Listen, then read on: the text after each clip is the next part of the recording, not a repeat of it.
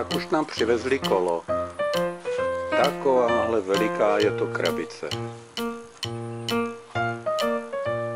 A je to opravdu ona? Tady je to kolo na mávání. A už ho taháme z té krabice ven. Ježiš, to je ale váha.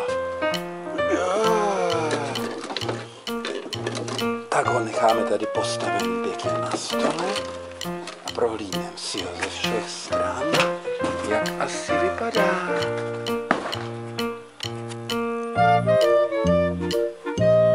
No je to mekný. Všude tady mekný. Ale nemá lehé. A tady je. Tak ji tam namontujem.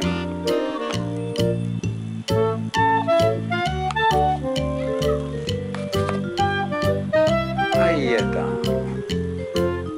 Ale nemá ještě pedály. No a teď jsme tam přidali už klakson. To není zvonek, ale klakson. Zkusíme, jaký vydává zvuk. To je, jak když čeká pes. Je to možný? Ještě jedno. No opravdu. To se každý lekne, až to uslyší. A teď nám to schází live. Tak ještě přidáme live.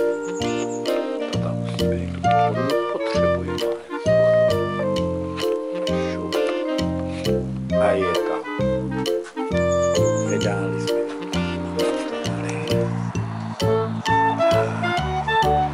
A je to vše. A už je celý pohromadě. Jenom na něj skočit a vyrazit.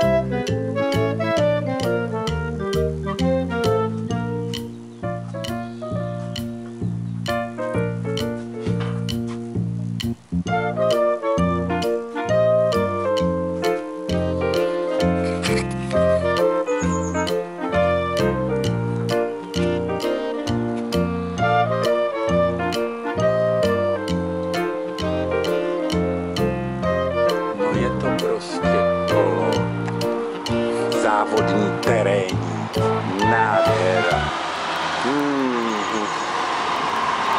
Tak to jsem zvědav, jak na něm ten Pepínek bude jet.